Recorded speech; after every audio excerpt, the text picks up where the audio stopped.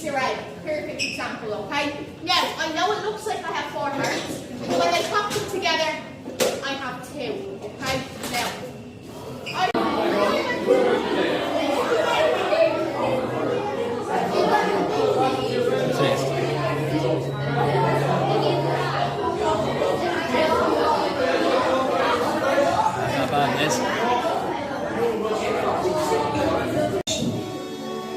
It all began with the Mayan civilization in Mexico. A sophisticated society, urbanized, noted for their architecture, in particular the soaring pyramid structures, traces of which still remain. They flourished in this verdant corner of the world, trading in salt, seashells, jade, and to our eternal gratitude, cocoa beans. They devised a simple solution of ground cocoa beans, water and spices, which had both religious and social significance. They called it socolato, bitter water. Centuries later, they were conquered by the Aztecs, who appreciated that here was something rare, precious, and delicious. So prized were the cocoa beans that they were used to pay taxes to the conquerors and as currency. The Aztec emperor Montezuma had such a fondness for this bitter drink that he is said to have downed 50 goblets a day. Columbus was the first European to see a cocoa bean, but didn't realize its significance. Much later, his countryman, Cortes, conquered the Aztecs and was himself conquered by the fascinating bean.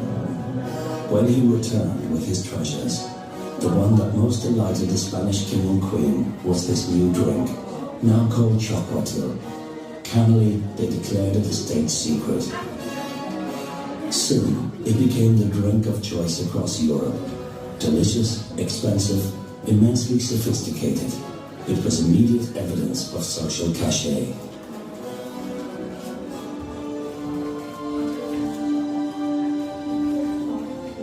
Cocoa pods grow from the trunk and thicker branches of the cocoa tree, each pod containing 30 to 40 cocoa beans. The beans are left to ferment on the ground for several days, a process critical to the aroma and flavor of the bean.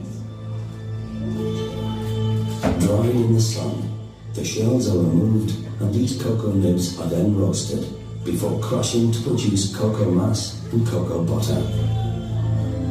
It was only successfully cultivated in the late 16th century when it was introduced to West Africa, where it flourished. Trees bore fruit within a band of 20 degrees north and 20 degrees south of the equator, at a temperature of 16 degrees Celsius with constant moisture. The Dutch perfected the separation of ground beans into butter and powder, but it was John Fry in 1847 who discovered that mixing cocoa butter with cocoa mass and sugar created a confectionery. Solid at room temperature, but melting at body temperature to release its flavors at the optimal moment. The bitter sweetness of dark chocolate comes from its higher levels of cocoa solids, in particular cocoa mass. The addition of milk gives milk chocolate a balance of sweetness and intensity. And white chocolate, with a lower cocoa content and using only cocoa butter, has a smooth texture and taste. Then and now, chocolate became the very definition of pleasure.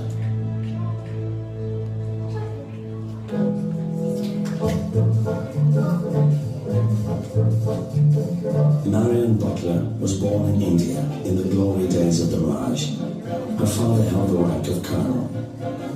Here in this sun-soaked land, with its scent of spices, its vast, vibrant population and exotic landscape, Marion spent her childhood and early girlhood. It was 1932 when Marion Butler founded the company Shanu Chocolate.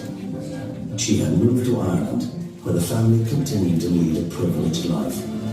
And at a time when women were exclusively homemakers, Marion Butler had an idea.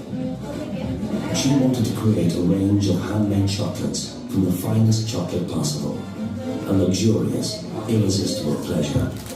She succeeded magnificently.